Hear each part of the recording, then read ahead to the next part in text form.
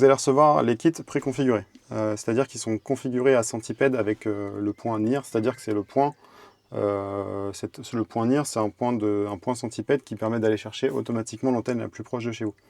Donc en fait, moi je mets dans toutes les configurations, je vais mettre ce point-là, et au moins que vous installiez la tablette en Bretagne ou dans le sud de la France, ça va fonctionner. Après, si vous voulez forcer la connexion sur une antenne en particulier, il faudra juste venir changer un paramètre. Donc on va déjà commencer par Centipede. Donc là, je suis sur la tablette. Bon, là, elle est posée parce qu'en fait, je configure les tablettes ici pour l'instant. J'ai pas encore fait le montage bureau avec une alimentation 12 volts. Hop. Donc là, il y a le paramètre, ce qu'on appelle le N-trip. Le N-trip, c'est là où on vient sélectionner en fait la connexion Centipede. Donc là, je vous ai mis Centipede auto. Bon, il faut que je me déconnecte pour la modifier, mais hop, on fait modifier. Donc là, il y a Centipede auto, c'est le nom. Ça, c'est voilà, des paramètres qu'il n'y a pas à changer. Et vous, la seule chose que vous aurez à changer, c'est les 4 têtes qu'il y a ici. Donc quand on met NIR, N-E-A-R, c'est le point de montage automatique, c'est-à-dire qu'il va venir chercher automatiquement l'antenne la plus proche de chez vous. Donc en théorie, vous n'avez pas à toucher à la connexion Centipede, sauf si vous voulez sauf si vous voulez forcer la connexion sur soit votre antenne personnelle, ou soit une antenne en particulier, parce que vous êtes entre deux antennes, ou ce genre de choses. Donc voilà. Donc première chose, c'est connexion Centipede. Donc là, on a RTK. Il faut qu'il y ait marqué RTK. Et le petit numéro, en fait, c'est 1. Et c'est, par exemple, là, ça fait 0, donc ça fait 1. Si jamais on se déconnecte, par exemple, là, ça va se mettre à défiler. Donc 1, 2, 3, 4, 5, etc. En fait, ça veut dire que ça fait 7 secondes, 8 secondes, 9 secondes maintenant qu'il n'a pas eu son point de retour, enfin, le retour de l'antenne Centipede. Donc là, si je me reconnecte, hop, ça repart à 0. Voilà. Donc là, c'est pour la partie Centipede. Mais normalement, vous allumez votre tablette, ça va se connecter tout seul. Vous avez la partie gyroscope qui va se mettre en place. C'est-à-dire qu'il va vous dire restez immobile le temps qu'on calibre le gyroscope. Et après, là, il va y avoir parcours non identifié, veuillez avancer environ à 2 km/h. En fait, ça, vous mettez une petite impulsion vers l'avant et c'est ça qui va calibrer, en gros, le sens d'avancement. Voilà. La configuration, je vous ai mis donc, le véhicule par défaut. Ça, vous pouvez le renommer par la suite. Enfin, moi, c'est un 6830, mais là, vu que la console, elle part, je ne sais plus sur quel tracteur, mais sur un autre tracteur. Du coup, vous pouvez changer le nom pour vous y retrouver. Et je vous ai mis les réglages de ce tracteur-là.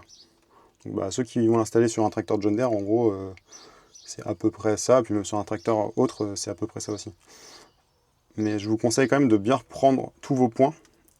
C'est assez simple, hein, mais il faut bien reprendre tous vos points pour qu'après le système finalement il puisse se repérer par rapport à la géométrie de votre tracteur. Donc là, passer du temps à faire ça, enfin bien concrètement, c'est une phase, il faut quand même mettre 2. Faites ça avec des règles de maçon ou des choses avec des repères pour avoir des choses les plus précises possibles. Voilà.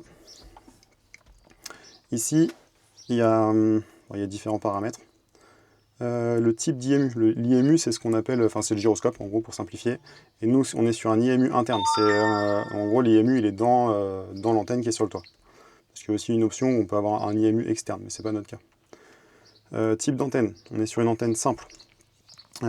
Sur des moissonneuses ou sur des automoteurs ou ce genre de choses, on peut avoir besoin d'installer 2 antennes.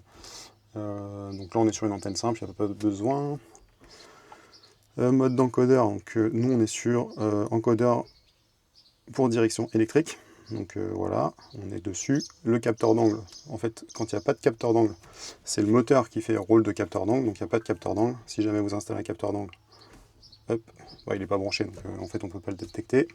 Et il y a aussi une chose que moi je ne maîtrise pas forcément, c'est comment vous allez installer votre antenne. Donc là on va regarder, mais on peut l'installer soit avec le fil qui vient, enfin c'est assez clair, donc là il vient de droite. Moi, souvent, le fil, en fait, il arrive par la droite, donc j'arrive sur la droite. Finalement, la platine, vous pouvez l'installer un peu dans le sens que vous voulez. Après, il faut juste bien lui remettre le sens, quoi. Hop. Là, c'est là où on va régler la sensibilité moteur. Mais je ferai vraiment quelque chose de dédié à ça, parce qu'à la limite, c'est peut-être là où vous allez devoir affiner par rapport à votre usage ou ce que vous voulez en faire, ou votre... quel ressenti vous voulez avoir avec votre volant. Donc c'est ici qu'on vient jouer sur les paramètres. Hop, je reprends. Voilà, donc je referai quelque chose là-dessus. Là, c'est donc les paramètres, enfin, c'est les 3 phases de calibration. Donc il y en a 1, 2, 3, à chaque fois vous appuyez là. Donc là, il va vous dire démarrer l'encodeur, cette phase-là.